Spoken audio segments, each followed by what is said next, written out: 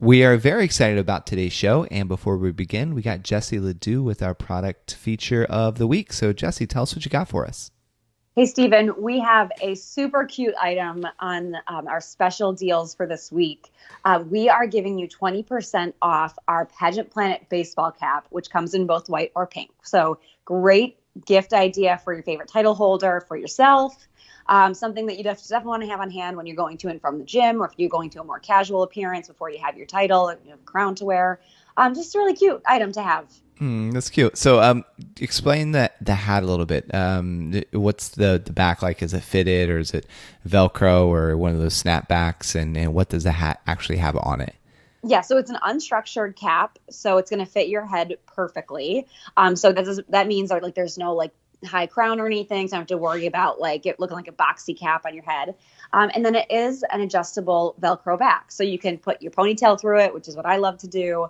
But just make sure it's perfectly fitted because it's adjustable, so one size fits most. So would this be something like that they could wear for appearances, or is it just like every day going to the mall, that sort of thing?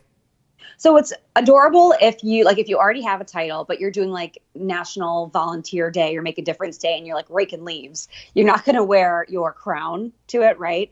But you could wear this because it's adorable. It's like pink. It comes in pink or white, and it features our Pageant Planet crown logo on the side, like a really cute, like little mini embroidery there. So you still get that like crown aspect without having to wear the crown. So I love to see girls in caps then. But also, like I said, it's great for the gym. It's great for if you're training, going on a run, etc. But it's just adorable. I can't get enough of it. Cool. All right. So how much is it, shipping, and where can they find it? So it's regular price is $15. So you're going to get 20% off of that. You can find it by visiting shop.pageantplanet.com. And as always, free shipping, free returns. Thanks, Jessie. Welcome to Pageant Planet's podcast, where we share stories and strategies to help expand and connect the global pageant community. Visit pageantplanet.com to find pageants, hire coaches, shop for dresses, and more. Now, here's your host, Stephen Roddy.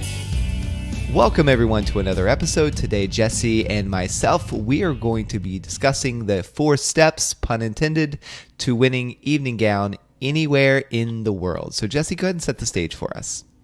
Stephen, one of the most popular questions that I get as a coach is, how do I stand out on stage? But quite frankly, most contestants are not ready to move on to owning the wow factor. Because first you have to master the fundamentals of walking, which allows you to naturally rise above the majority of the competition first. I mean, Stephen, you've seen hundreds of pageants. I mean, how many times have you seen a contestant that just can't walk? Oh, and it's cringeworthy. You get that secondhand embarrassment when you're in the crowd and you're kind of like, come on, Erica, you can do it. No offense to anyone whose name is Erica. I'm not calling you out directly if I was at a pageant where you were walking. That's not. But yeah, I totally been there, and yeah, it's cringeworthy. So once you have the basics down, then you can start playing with the turns and showmanship.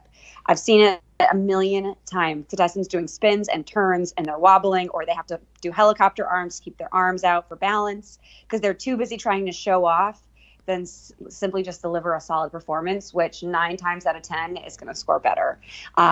So yeah, just my defense on it. No, I mean, the thing is, there's something in pageantry where I don't know if it's because newcomers watch the contestants who are already been on stage and like, oh, Susie spun, so I need to spin. There is like no additional bonus points to spinning anywhere in pageantry. It's just not, so I mean, a lot of girls do it, but if you're not able to spin, just don't. Just walk. Exactly. Like, I applaud girls that can walk up and down steps in high heels. So as a judge, I'm like, get it, girl. You took those steps, because daggone it, I could not. Now you throw in a spin. Again, I'm not going to be like, wow, okay, she's going to get 1 extra bonus point for doing a spin. You don't need to spin. Just walk. Just walk in your dress. That's it. No need for a spin. Exactly. Stephen, have you ever seen, like, I know you mentioned poor fake Erica. Can you think of anyone else, like, in time that, like, you really, or like a moment that you just really were like, you felt for somebody because they were doing too much? Yeah, I did. So there's okay, so there's part of it where it's knowing your audience too. So I'll give two different examples. One is going off the spin. I've seen one girl spin and then literally legs slipped out from under her and bam, like Oh, right on her. I no. mean, on her face. So much so where the crowd was like, Mm. oh, one of those. So that's the risk that you're taking. Because I mean, in her particular defense, her when she spun, it was like her dress somewhat got caught underneath her Hmm. shoe is what the story was afterwards.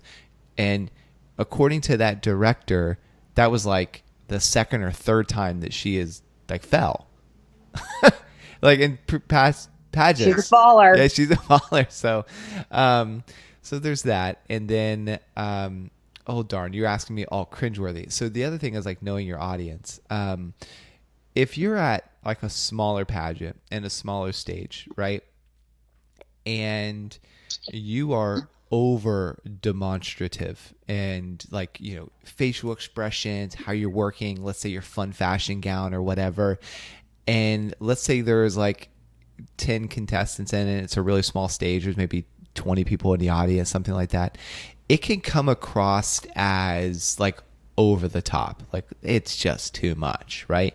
You take that same girl with the same movements, you put her in a crowd of 1,000 people, right, with like 100 contestants or whatever, and it's perfect, right? So there's also that of like knowing your audience, know how to read your audience, and just being able to tone it back a little bit too for the sake of the audience. So there's that. Oh, such a good point. And, I've been having a thought lately, and it has nothing to do with what we're talking about, but I think it's interesting. Like, if you were a high school student and you wanted to perform at your talent show and you did exactly Taylor Swift's routine, I'm using Taylor Swift as an example. People be like, oh, really? Because like Taylor Swift isn't a great dancer. It's kind of cringeworthy, right? Right. But then if Taylor Swift does that and it looks amazing, Mm-hmm.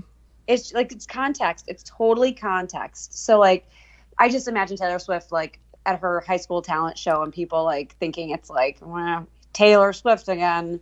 And then you put her on this monster stage. I just think that's amazing that like that can be so different. Yeah. Perception is everything. It really is, and it helps to have pyros and like going off in the background and a $1 million+ stage setup. But a side tangent to your tangent is my friend. That's what he does. So he goes around and he is like he doesn't design the sets, but he sets them up and breaks them down. Like him and his wife are staying at our house right now.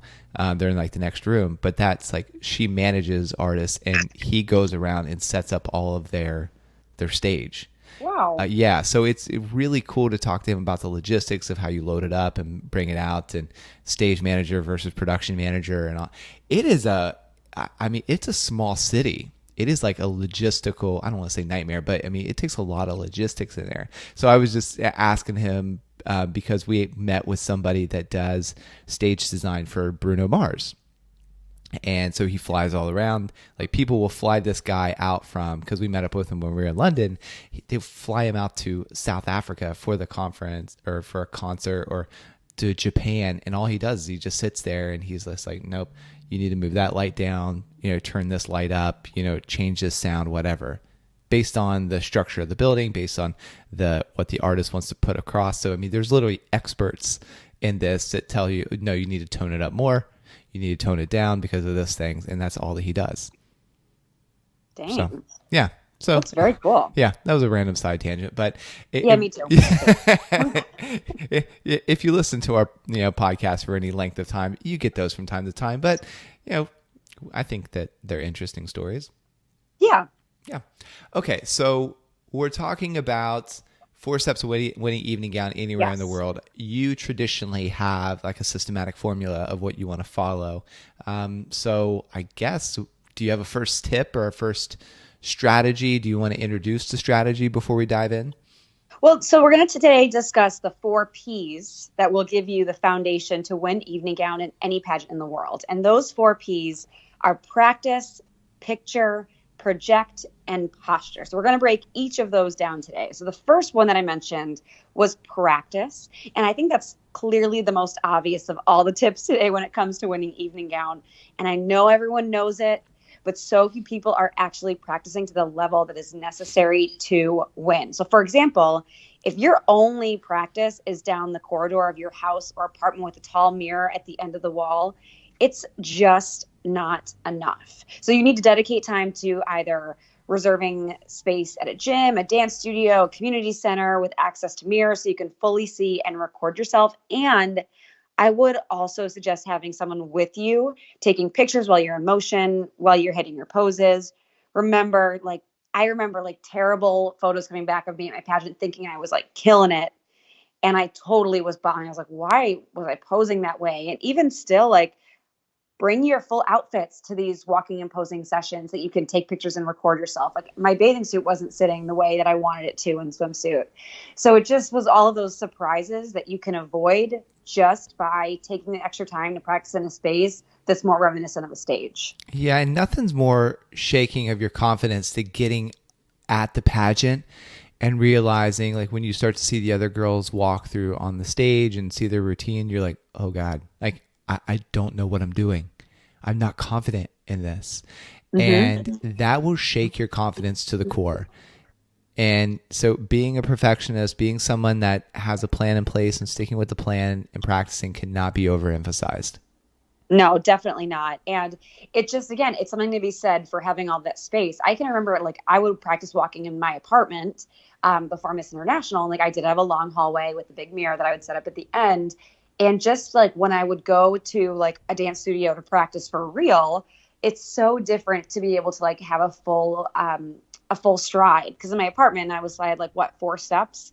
So I'm not going to get very far. So to be able to really explore the spacing of the stage is really important too. You want your routine to be long enough. You want to make sure you're using up enough of the stage, etc. So there's so many things to be taken into consideration when you're practicing outside of a cramped area. Yeah, and I know that. So I compete in a fitness competition, as we've discussed before, and my whole context was like just so I could understand like what pageant girls go through, and like when they're preparing, diet plans, practicing, whatever.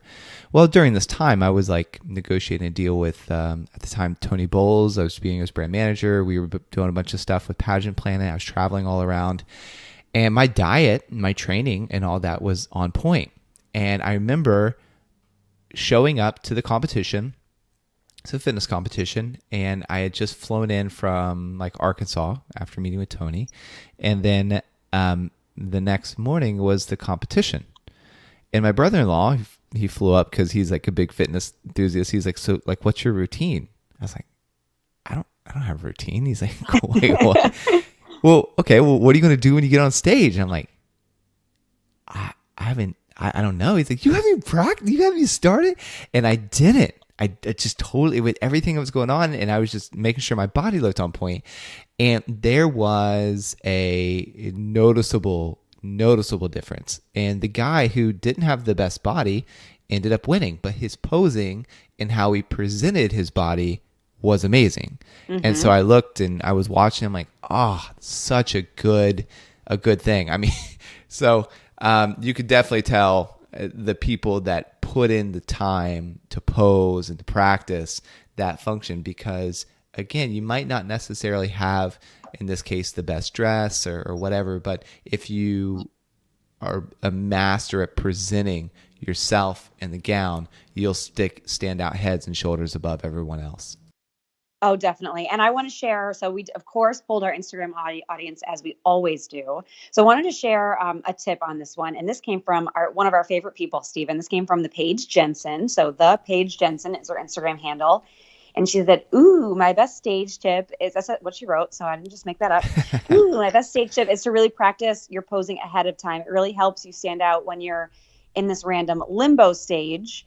Like during awards, announcing of the finalists, always know what your body language is projecting. So a couple of extra notes I wanted to put on after I read Paige's note. I love that she mentioned the limbo period. If you look at the background of any at-large, so people can just enter without having to win a preliminary, so an at-large state or local crowning, because you're going to have a lot of novice contestants in those pageants.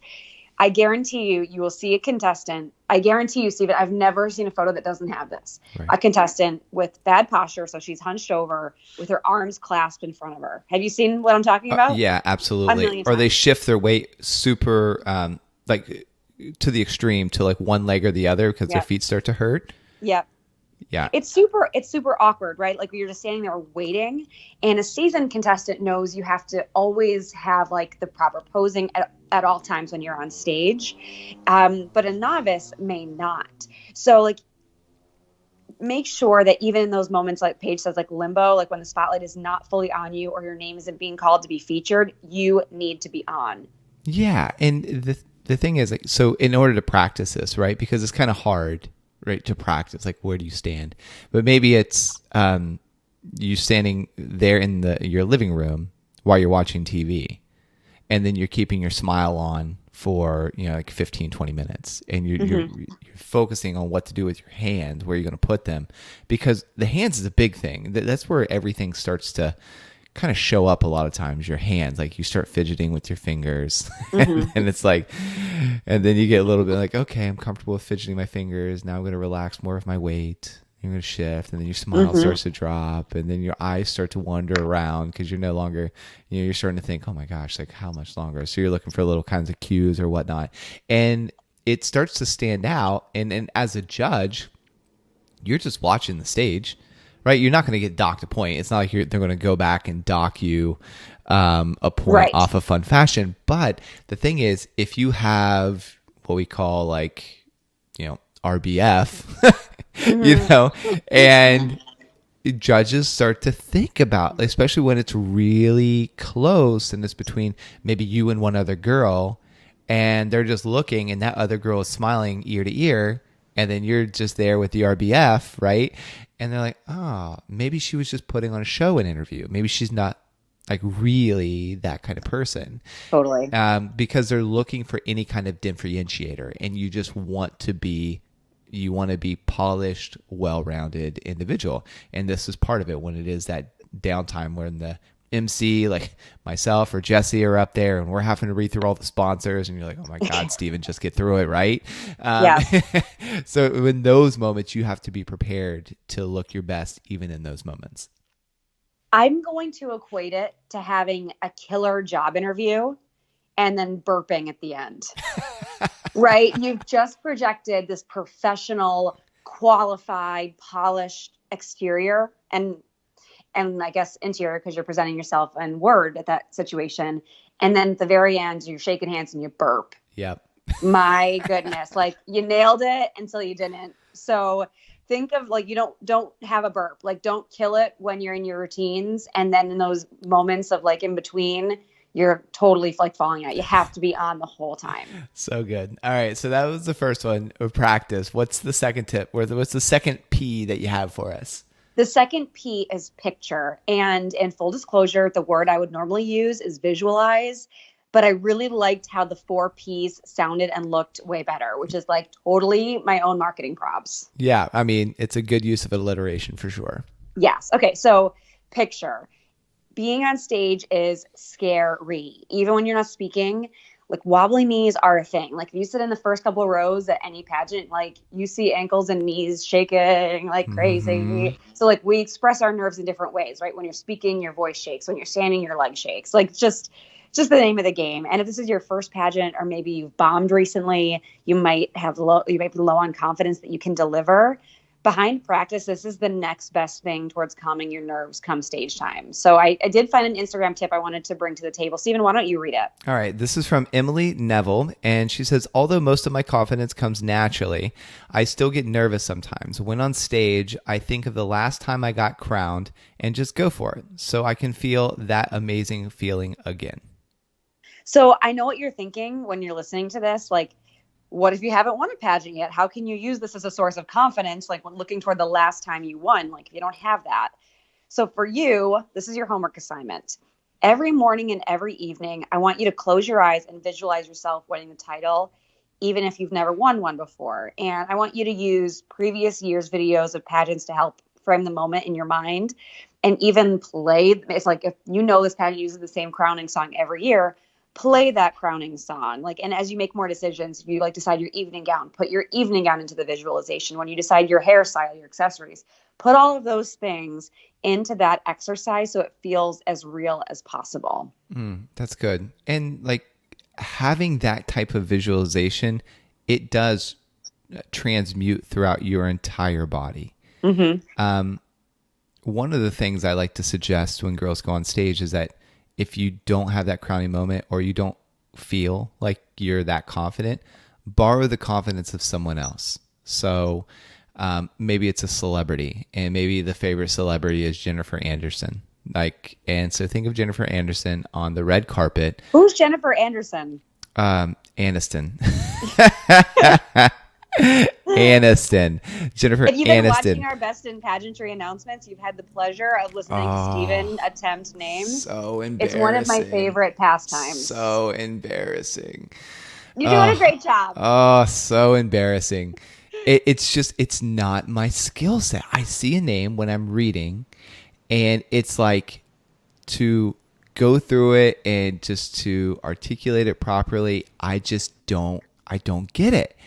Like whenever I was forced to somewhat memorize scripts and try to read them back when I was doing like a few commercials or whatever, I bombed. Like couldn't book anything because I just could not memorize the script.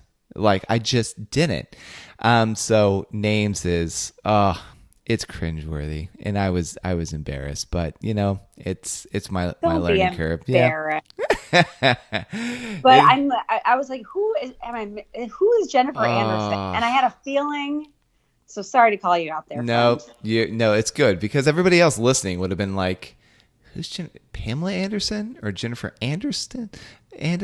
Or gosh, now I'm like second guessing Jennifer her name. Aniston on the red carpet. Let's rewind. Okay. So her, right? Whatever. When she's that girl. there, yeah, that girl. The principle of all this is the same. When she's on the red carpet, she's taking her time. She's not rushing. She's she's basically, I'm here, take your photos, and then basically when it's time for me to leave, somebody will tell me to leave. But I mean, she's working the camera angles, she's turning around so people can call it all the different photos of the dress, etc. And there's no hurry there. Like she's like, I belong here. This is my moment in the spotlight. And then when I leave, then it's somebody else's moment. There's a thing of like with girls when they're going on stage that they practice to be on stage. They know they're going to be on stage. They shop for a dress to be on stage. And then when they actually get on stage, they want to hurry off because now all this hard work that they've put into it, and suddenly everybody's looking at them, and now they're just like, oh God, why is everyone looking at me? I don't know. This doesn't feel right. So to put yourself in the mindset of a celebrity that you admire and to say, what would they do in this particular situation? Right. And so in learning of like what they would do, borrow their confidence when you go on, and then just pretend that you're Jennifer Aniston. I'm totally in my head now about how to say her name. I'm sorry. Kelly Clarkson. We'll pretend you're Kelly Clarkson, or J-Lo. So yeah, we'll do J-Lo. So pretend you're J-Lo, and like, okay, what would J-Lo do if she was at this pageant on the stage? And then walk like you feel like she would walk, present the type of confidence that you feel like she would exude. Just pretend like you're her for that minute and 30 seconds when you're walking out on stage. And the more you're doing it, whether you're visualizing your own crowning moment or you're visualizing how a celebrity that you admire how would walk on stage, the more you do it, the more you just believe that it's possible. So this isn't something that you want to just try the first time you're on stage. This is something you want to be preparing for months leading up to your pageant. Yeah, and it's beneficial to like put yourself in the mindset that you're going to be in when you're standing behind the carpet or the curtain and you're getting ready to walk in. So like think, okay, I'm going to have these nervous butterflies. There's going to be an audience full of people. There's going to be another girl out there, and I'm going to have this dress on. So even before you start your walk, close your eyes and put yourself in that mindset. Feel like what the nerves are going to feel like. Just feel it all in your body. And then when you start to walk in practice, you're going to be much more prepared, because when those nerves happen for you on the real like pageant stage, you're going to be much more prepared for it, because it's not going to seem abnormal, and your body and your mechanism is just going to take over, because your body's like, oh, I'm getting a little bit nervous now, right? Which is pre-game anxiety, which everybody experiences, and which is actually a good thing. One, psychologists have proven that you cannot tell the difference between being excited and being nervous. It has the same chemical reaction in your body. So that's one. Two, by putting yourself in that mindset in practice, when you start to feel those nervous jitters on stage, then the whole body mechanism is just going to take over the whole rhythm of it, because your body's going to be like, oh, we've practiced this 1,000 times. I always get nervous right before practice, and I always do great. Do you have any other tips on visualization and mental prep? I know like that's right in your wheelhouse. Yeah. Do you have anything else you want to add? Yeah. So one of the things, in order to prepare, in order to visualize, so with the preparation point, touched on it, but just to reiterate, it's important that you prepare like you want to compete. So a lot of times what we'll experience is girls will practice walking in high heels, but they'll be in their pajama pants or their sweatpants, right? And then when you get to the day of the pageant and you get a full full makeup on, your hair, your evening gown, and then you have the same high heels, so you're walking in the same high heels, right? So that portion is the same, but it's all the other like pageantry behind it, and all the other preparation where your mind is like, whoa, this is the big stage now, right? So you start to psych yourself out versus, oh, that's okay, I can walk in high heels in my living room, no problem. Mm-hmm. So it's okay to start off there, but as the pageant gets closer, you want to wear your evening gown.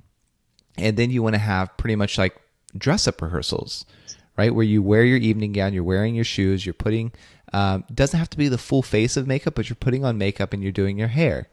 And then you're walking, right? So that your body starts to understand, wow, when we do the hair, when we do the makeup, when we do the dress and all this, we've done this before. Like the first time wearing all that should not be when you're walking on stage, because then you psych yourself out. You're like, okay, this is the time it really counts.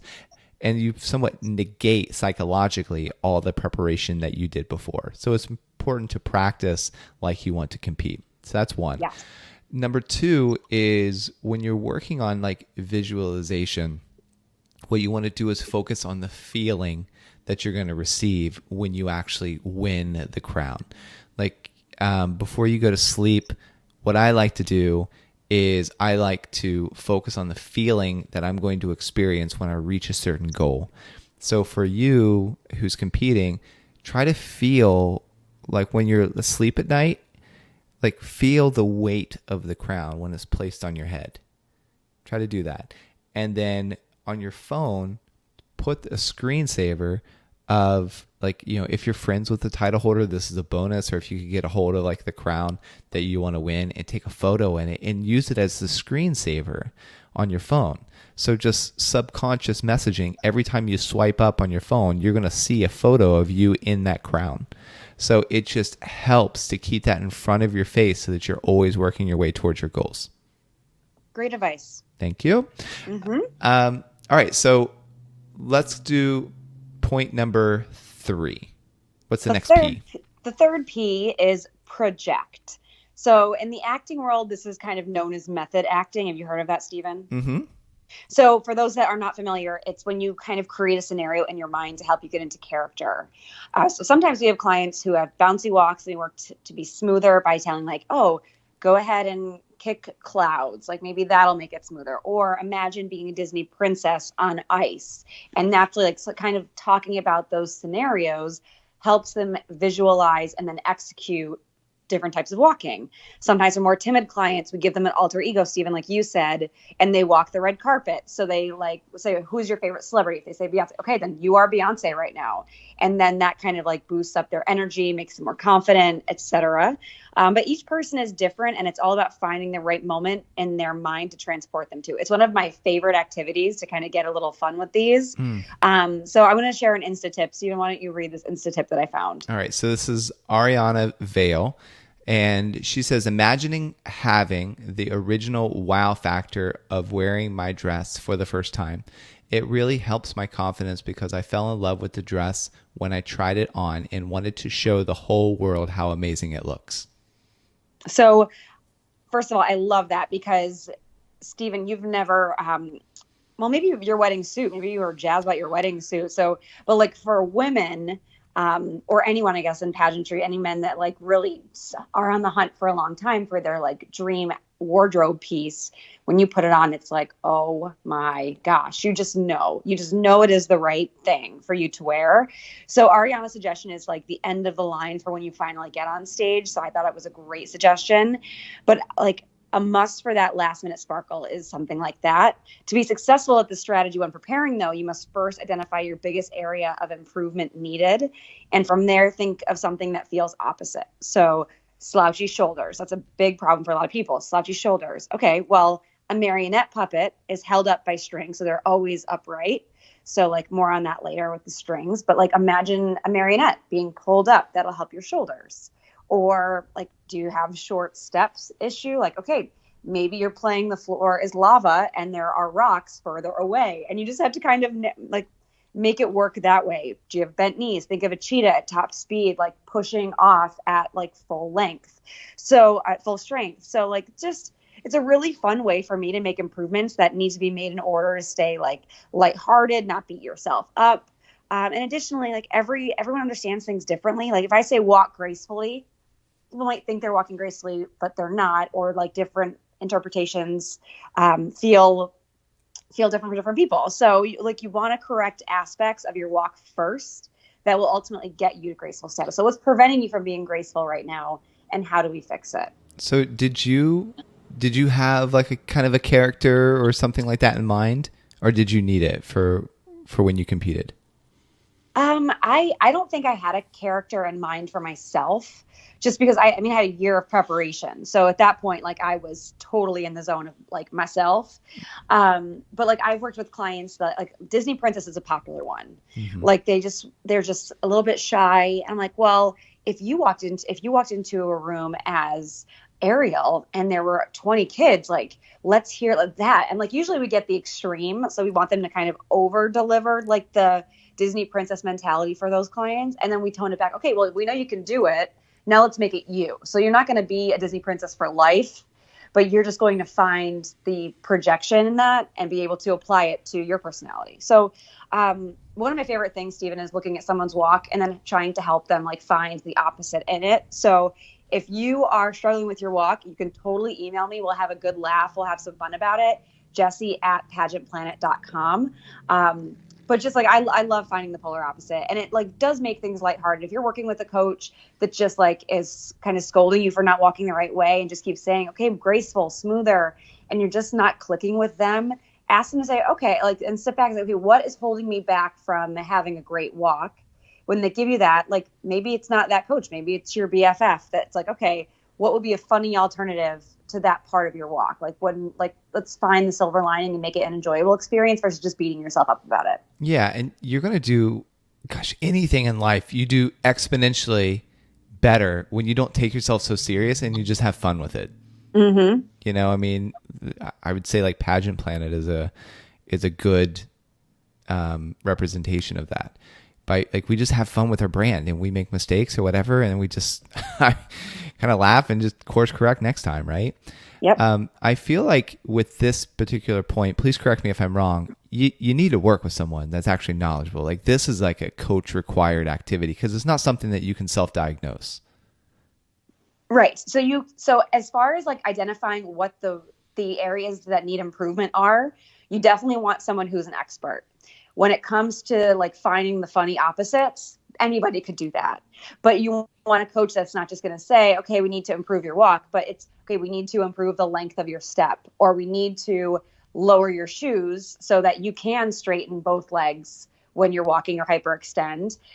So you need someone to identify the weakness, and then you can kind of take it from there. Yeah. And I mean, so we've got membership options. If you scroll down to the footer of Pageant Planet, you'll see it says like literally membership options. And that's all the different kind of coaching packages, et cetera, to work with Jessie one-on-one so she can diagnose you. Really easy. All right. So that's three of the P's. We have one more left. So what's the final P? The final P is super important. It's posture. And I think our society has changed. Well, I know our society has changed quite a bit since the days of like corsets and fully erect posture, where it was cool to be fancy. We're very much more relaxed while standing or sitting. And that's kind of like resulted in like a major spine curvature and hunched shoulders. And not to mention like the increased screen time on smartphones, like when you're just sitting there scrolling, only further encourages poor posture. Like I can fall into that hole sometimes, but I see it all the time. Steven, you've seen it, right? People are just like hunched over scrolling. Oh yeah. I mean, cringeworthy. Yeah, myself included. It's just like, I've thought about, have you heard of the Posture app? I haven't. It's like, it's not an app. It's this little thing that you put between your shoulder blades. Okay, I have seen that. I have. Yeah, so that's kind of interesting. It's kind of expensive though. I mean, it's over $100. Like 100. Well, they got to pay for that Instagram advertising. I mean, I always see them on the Insta. That's where I see them, which makes sense. It's a smart place for them to advertise because you're there. Basically, it guarantees that it's going to course correct your posture within like 3 weeks. I think it's 3 weeks, but yeah, it's like a little over $100, but you put it right between your shoulder blades, and it just seems like it kind of sends you off a warning if you start to get slouched shoulders. So that could be something interesting to invest in, especially if you just do it when you're, walking in your evening gown. I don't know. Yeah, huge. I mean, I had that for free, and my mother, who's a physical therapist, who would just poke me between the shoulder blades when I was growing up. She just reminded me to sit up straight. So I had that, but I mean, I think I did I think I mentioned, it wasn't a tip for the newsletter. It was in a bridal group I'm in on Facebook, and someone was saying like, I want to make sure that my posture is great on my wedding day because I naturally slouch. What are some tips? And I was joking around, and I was like, find a really annoying friend that's not afraid to poke you between the shoulder blades whenever they see you getting slouchy, and that'll be helpful. So if you know that's a problem for you, like that's one thing we can talk about. But like aside from a floppy hand on the hip, like a weak hand on the hip, you've seen that, I'm sure. Yeah. It's like the worst. Bad posture is my biggest presentation pet peeve. Biggest, like by a landslide. So we have an Insta tip for you from one of our other faves, Sherry Shanley. Steven, do you want to read it? Yeah. I always tell gals up, back, down in regards to their shoulders before they hit the stage. My 90-year-old grandma and I just attended an event and saw lots of bad posture. In her words, don't walk up there like a gorilla. Get those shoulders back. So up, back, down. Do you want to break down the up, back, down? Yeah. So first of all, I'm already obsessed with Sherry's grandma because telling someone they are walking like a gorilla is truly savage. And I think there are so many coaches and family members afraid to tell clients the truth. So I am here for that, grandma. Love it. Okay. Second, I love the 3-word explanation of up, back, and down. I like to tell clients to pretend that there's a string directly in the center of their chest. So Steven, if you were to like just to put a finger like smack dab in the middle of your chest, like not between your pecs, but like right above it. Okay. So pretend there's a string coming right from that. It just pulls straight up into the air. Because a lot of people will like make the mistake in posture of pushing forward. You just want to pull up. So that's the up stage of that. Okay. And then you just want to drop your shoulders back. You want to pull it. So you pull up for that string. You pull your shoulders back. And then from there, it's clearly very awkward, very uncomfortable. And then I want you to breathe out and drop the shoulders. So up, back, and down. You can do that with a big deep breath. So I usually do like deep breath straight up with the string, and I'm like engaging my abs right now. And then I breathe out and I drop my shoulders back and down with the breath out. Yeah. It's amazing. It makes you look so much more slender, and it just makes you look exponentially more confident. I know that I organically do this when I'm wearing a suit versus when I'm in my pajama pants. Right? When you're dressed up and you're feeling confident, It's like you see guys that have the kind of the puffy chest, like when they're feeling proud or whatever. I think it's maybe a kind of a caveman instinct that we've just evolved with, but it is. It's like it's so. I really like the up, back, down. And if you don't have great posture, your wardrobe isn't going to lay the way it should on your body, since it will collapse your rib cage if you're hunched. It'll make you appear shorter, which no pageant contestant wants, like ever in the history of pageants. It makes your steps shorter and heavier. So like if you're walking, imagine like if you're hunched over and all of your weight's being carried in the bottom half of your body at this point, you can't have that like long, lean walk that you want. And it just, like you said, it projects a lack of confidence. So probably after practice, the most important P of the group. But it's something that you have to practice, because if it's not natural for you to be standing up straight all the time and engaging your abs while you do it, it's just something that you'll need to transition your body to get used to. Yeah, so good. So in your practice, definitely practice your posture along with your walk, which I feel like that's not a natural connection point with girls, right? Like, no, because you not. practice your walk and that's what they're focused on. They're not necessarily focused on the posture, maybe even the hands, how the hands sway, etc. So, yeah, really good. I really like this outline. So, and that's really all there is to evening gown, right? I mean, outside of like, of course, like matching dress color or whatever, which we've done different episodes on that. But I mean, you do this, you're going to nail your walk. And if you've got questions, then hire Jesse for a one-on-one session by just scrolling down to the Pageant Planet, to pageantplanet.com, scrolling down to the footer and clicking membership options. So, Stephen, wait. I want to say one more thing. I can hear you wrapping up. I want to say one thing, because you just brought us totally full circle. Okay.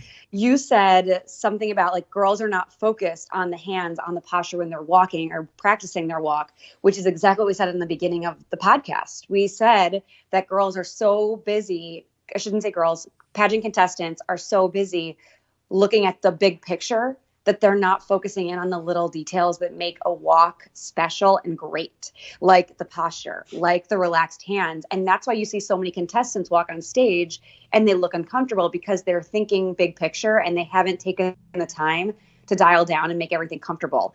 I like when you're practicing your walk, focus on one thing at a time. Make sure, okay, if stiff hands are something, that is what you should be focusing on for that whole session, relaxing your hands. The next session, posture's a problem. Then you focus on your posture. If you're having a difficult time keeping eye contact in your turns, that's the next one. So you don't need to perfect it all at once. Your walk preparation is a journey to get all of the pieces to come together the way they should. Yeah, completely agree. All right. Well, thank you everyone so much for listening. And if you've received any benefit from this show or from the ones previous, please consider giving us a 5-star review. It really may seem like a small action, but it really does help us keep the show going. So until next time. Want to become a part of pageant history? Create a free contestant or business profile on pageantplanet.com to unlock hidden features and connect with other experts throughout the world.